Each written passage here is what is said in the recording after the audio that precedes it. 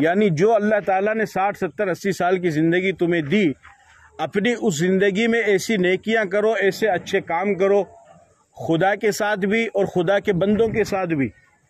صرف یہ نہیں کہ خدا کے ساتھ میں ہی اپنے معاملات کلیئر رکھو کہ عبادت تو خوب کر رہے ہیں، عبادت میں کوئی کمی نہیں ہے، 5 وقت کی نماز بھی پڑھتے ہیں، قرآن کی تلاوت بھی کرتے ہیں، تسبیح بھی پھیرتے ہیں، اور کبھی وقت ملتا ہے تو وہ اور بھی نیک کاموں میں لگ جاتے ہیں، اور باقی لیکن اپنے ماں باپ کے ساتھ اس کا سلوک بہت ہی بدتر ہے۔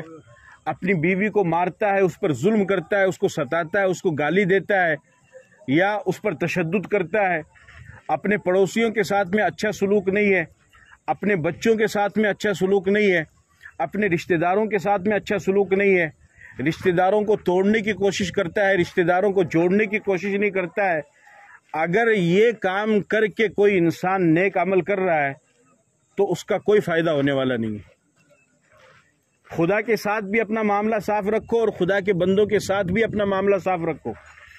عطر کی شیشی میں عطر ہی ہونا چاہیے، اس میں زہر نہیں ہونا چاہیے۔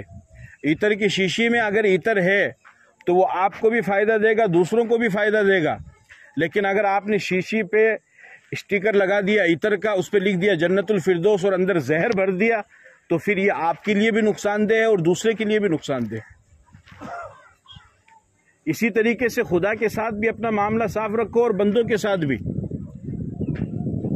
خدا کے ساتھ محبت کرنے والا خدا کے بندوں کو کبھی بھی پریشان نہیں کرے گا، کبھی بھی پریشان نہیں کرے گا، اور ہم اس کو معمولی سمجھتے ہیں، حالانکہ یہ معمولی چیز نہیں، یہ بہت بڑی چیز ہے۔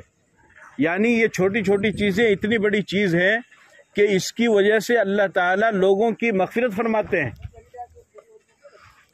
چنانچہ حدیث کی ایک مشہور کتاب ہے مسلم شریف، اس میں اللہ کے نبی صلی اللہ علیہ وسلم نے ایک واقعہ بیان فرمایا کہ پہلے زمانے میں ایک شخص کا انتقال ہوا، انتقال کے بعد میں اللہ تعالیٰ کے دربار میں اس کی پیشی ہوئی، تو اللہ تعالیٰ نے اس سے پوچھا کیا کہ کوئی نیک عمل کر کے آئے ہو؟ عملت من الخیر شیئا، کوئی نیک عمل بھی کیا اپنی زندگی میں؟ وہ کہنے لگا کہ اللہ میں تو کوئی نیک عمل کیا نہیں، میں تو اتنا بڑا کوئی عبادت گزار بھی نہیں تھا، بس جو ضروری فرائض تھے ان فرائض کو میں ادا کر لیا کرتا تھا۔ البتہ ایک بات ضرور ہے، کہ کیا بات ہے؟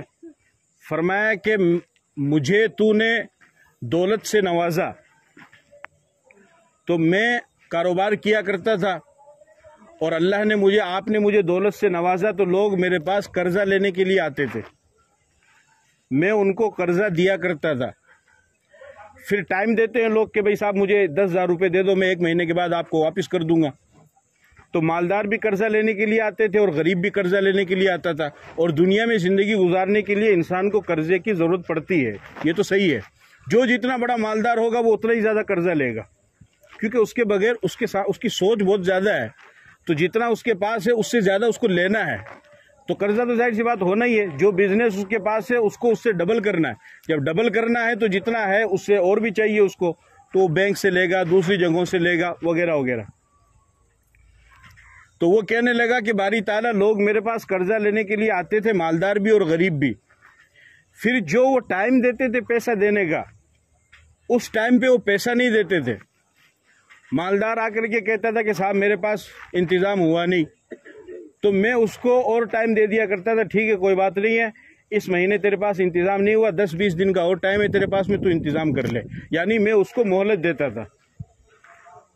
اور غریب جب کوئی آتا تھا اور وہ کہتا تھا کہ صاحب میرے پاس انتظام نہیں ہوا، تو میں اس کے گھر کے حالات کا جائزہ لے کے میں سمجھ جاتا تھا کہ اس کے پاس انتظام ہو پائے گا یا نہیں ہو پائے گا۔ اگر مجھے یہ معلوم ہوتا ہے کہ اس کے پاس انتظام نہیں ہو پائے گا، یہ غریب آدمی ہے، تو میں اس کو معاف کر دیا کرتا تھا اور وہ قرضہ اس سے نہیں لیتا تھا۔ یعنی زندگی میں میرے بس 2 ہی کام تھے، مالدار اگر تاخیر کرتا، لیٹ کرتا، اس کو میں ٹائم دے دیتا، اور غریب اگر تاخیر کرتا تو میں اس کو قرضہ معاف کر دیتا۔ اللہ پاک نے ارشاد فرمایا کہ یہ تو سخاوت کا کام ہے۔ یہ کام کون سا ہے؟ یہ کام سخاوت کا ہے، یہ تو شان کریمی ہے۔ سخاوت کا مطلب کیا ہوتا ہے جانتے ہیں آپ؟ سخاوت کا مطلب ہوتا ہے بغیر مانگے دینا اور ضرورت سے زیادہ دینا۔ ضرورت سے زیادہ دینا. حاتم طائی ایک بڑا مشہور سخی گزرا نا, وہ بچوں کو یہاں بلا لیجیے. ہاں, حاتم طائی ایک جو بڑا مشہور سخی گزرا ہے, اس کے پاس میں ایک مرتبہ ایک عورت آئی. اس نے کہا کہ مجھے 5 کلو آٹا کی ضرورت ہے. اس نے اپنے گھر والے نوکروں سے کہا کہ اس کو 10 کلو دے دو. انہوں نے کہا کہ حضرت اس نے تو جو ہے 5 کلو مانگا, آپ 10 کلو دے رہے. کہ 5 کلو کا تو اس نے سوال کیا ہے, میری سخاوت تو اس وقت ہوگی جب میں 10 کلو دوں گا. اگر میں 5 کلو ہی دوں تو پھر میری سخاوت کہاں ہوئی؟ تو سخاوت کا مطلب ہوتا ہے کہ حصے سے زیادہ دینا. اللہ پاک نے فرمایا کہ بندوں کو دینا اور ان کو مہلت دینا اور ان کو معاف کر دینا, یہ تو میری خاصیت ہے. تو میری اس صفت پر, میری خاصیت پر دنیا میں عمل کرتا تھا, اسی عمل کی وجہ سے میں نے تیرے لیے مغفرت کا فیصلہ کر دیا. ہاں, یہ کوئی معمولی چیز نہیں, اس کو سمجھتے نہیں ہے. بس آج کل بس اس پہ ہی ہے, یعنی نماز کر لو اور روزہ کر لو, اچھی بات ہے, وہ بھی ضروری فرض ہے, اس میں کوئی دو رائے نہیں ہے, لیکن یہ بھی کوئی معمولی چیز نہیں ہے. لیکن آپ 24 گھنٹہ تو نماز نہیں پڑھو گے, 24 گھنٹہ تو آپ نیت باندھ کے نہیں رکھو گے, 24 گھنٹہ تو تسبیح نہیں پھیرو گے. آپ کو اپنے گھر میں بھی آنا ہے, اپنے سماج میں بیٹھنا ہے, اپنے رشتہ داروں میں بھی بیٹھنا ہے, کاروبار کے لیے بھی جانا ہے, بزنس بھی کرنا ہے, سفر بھی کرنا ہے, بیمار, یعنی ہر زندگی میں ہر طرح کا موڑ آئے گا. تو جس طرح کا موڑ آئے اور اس وقت کا ہمیں کیا رہنمائی ہے شریعت کی طرف سے, اس کو دیکھنا ہے. اس وقت کی جو رہنمائی ہے شریعت کی طرف سے ہمارے لیے, ہمیں اس رہنمائی کی طرف دیکھنا ہے اور اس کے مطابق چلنا ہے, اس کے مطابق عمل کرنا ہے. اسی طریقے سے بخاری شریف کی ایک روایت ہے, حدیث کے اندر آتا ہے, نبی پاک صلی اللہ علیہ وسلم نے ارشاد فرمایا کہ ایک شخص راستے سے گزر رہا ہے, راستے میں ایک درخت ہے, اس درخت کی جو ٹہنی ہے وہ ٹہنی زیادہ بڑی ہونے کی وجہ سے جھک کر کے راستے میں آ گئی ہے. آپ نے دیکھا ہوگا آج کل بہت سارے درخت ہوتے تو اندر ہے, لیکن ان کی ٹہنی بڑی ہوتی ہے تو جھک کر کے راستے میں آ جاتی ہے, جس سے آنے جانے والوں کو پریشانی ہوتی ہے. چنانچہ ایک شخص وہاں پر سے گزرا, اس نے دیکھا کہ اس ٹہنی کی وجہ سے آنے جانے والے لوگوں کو پریشانی ہوتی ہے. اس نے اس ٹہنی کو کاٹ دیا. اللہ تعالیٰ نے اس کے اس عمل کی قدر کی اور اس کے اس چھوٹے سے عمل کی وجہ سے اللہ نے اس کے لیے مغفرت کا فیصلہ کر دیا. تو یہ کوئی معمولی چیز نہیں ہے جو میں آپ سے ذکر کر رہا ہوں. یعنی خدا کے ساتھ بھی اپنا معاملہ صحیح رکھو اور خدا کے بندوں کے ساتھ بھی اپنا معاملہ صحیح رکھو. عبادت اپنی جگہ پہ ہے, وہ ہونی چاہیے, اس میں کوئی دو رائے نہیں ہے, لیکن عبادت کے ساتھ ساتھ میں معاملات لوگوں کے ساتھ, اپنے گھر والوں کے ساتھ, رشتہ داروں کے ساتھ, پڑوسیوں کے ساتھ, گاؤں والوں کے ساتھ, سماج والوں کے ساتھ, اس کا جو بھی دھرم, اس کا جو بھی مذہب, اس سے تمہیں مطلب نہیں ہے. تمہارا کام تو ہے انسانیت کی بنیاد پر ان کے ساتھ اچھا سلوک کرنا. بلکہ جس مذہب کو, دھرم کو ہم ماننے والے ہیں, اسلام, وہ انسان تو بہت دور کی بات ہے, وہ تو بے زبان کے ساتھ اور جانوروں کے ساتھ بھی اچھا کام کرنے کا اور حسن سلوک کرنے کا حکم دیتا ہے, جانوروں کے ساتھ بھی.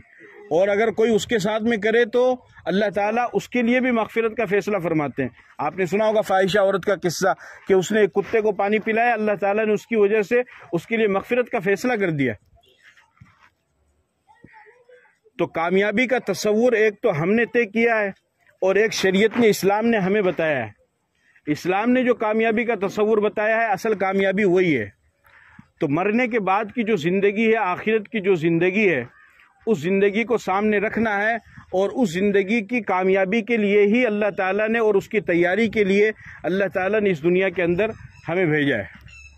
اپنی زندگی کے اندر اپنے نیک اعمال کے ساتھ, اپنی اچھی عادت کے ساتھ, اچھے اخلاق کے ساتھ, خدا کے ساتھ اور بندوں کے ساتھ اچھا معاملہ کرتے ہوئے جب آپ دنیا سے جائیں گے تو یہ آپ کی مغفرت کے لیے کافی ہو جائے گا.